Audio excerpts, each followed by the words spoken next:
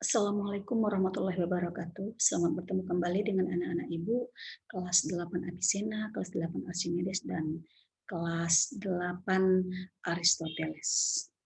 Anak-anak Ibu, adapun materi pembelajaran kita pada kesempatan ini adalah zat aditif. Tujuan pembelajarannya, siswa diharapkan dapat menjelaskan pengertian zat aditif makanan, dapat mengetahui tujuan penambahan zat aditif pada makanan dan minuman, kemudian siswa diharapkan dapat mengelompokkan zat aditif berdasarkan fungsinya pada makanan, kemudian kamu diharapkan dapat membedakan zat aditif alami dan buatan. Zat aditif merupakan bahan yang ditambahkan dengan sengaja ke dalam makanan atau minuman dalam jumlah kecil saat pembuatan makanan, yang mana tujuannya adalah untuk memperbaiki penampilan makanan, untuk menambah cita rasa makanan, untuk memperindah tekstur makanan, untuk memperindah aroma makanan, dan untuk menambah, maksudnya di sini menambah wangi aroma makanan, kemudian memperpanjang daya simpan makanan, dan dapat meningkatkan nilai gizi makanan dan minuman. Zat aditif terbagi dua. Yang pertama zat aditif alami, yaitu zat aditif yang bahan bakunya berasal dari makhluk hidup.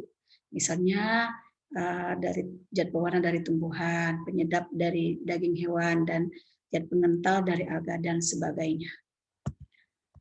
Selanjutnya, zat aditif buatan itu diperoleh melalui proses kimia, yaitu bahan bakunya berasal dari bahan-bahan kimia.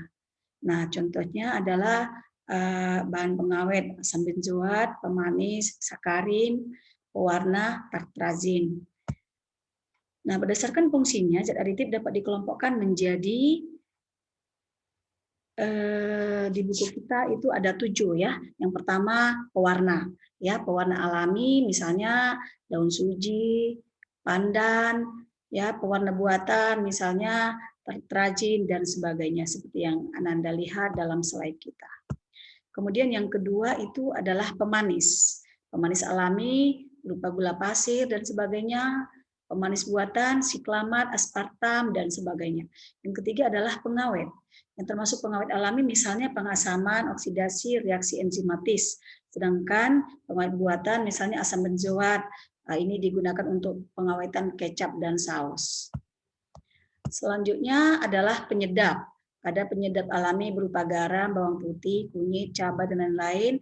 Sedangkan buatan misalnya monosodium glutamat, misalnya atau disingkat dengan MSG.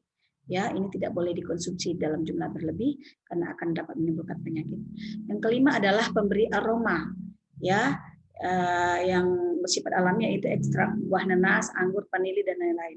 Sedangkan buatan misalnya esen atau amil kaproat. Selanjutnya adalah pengental.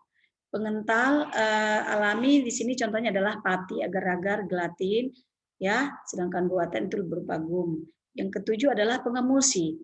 Pengemulsi adalah bahan tambahan yang dapat mempertahankan penyebaran lemak dalam air dan sebaliknya. Misalnya antara minyak dengan air itu kan tidak bisa bersatu, tapi setelah dimasukkan sabun sebagai pengemulsi itu akan bisa bersatu, ya, bercampur. Nah, kemudian contoh zat pengemulsi pada makanan misalnya lecitin yang terdapat pada kuning telur dan kacang kedelai. Nah, lecitin juga banyak digunakan dalam pembuatan mayones dan mentega. Nah, anak-anak Ibu di sini ada tugas, mohon nanti dibaca, dicatat, dan kemudian jawabannya ditulis di buku tulis dan jawabannya dikirim ke Google Classroom ya, sesuai dengan waktu yang kita tentukan.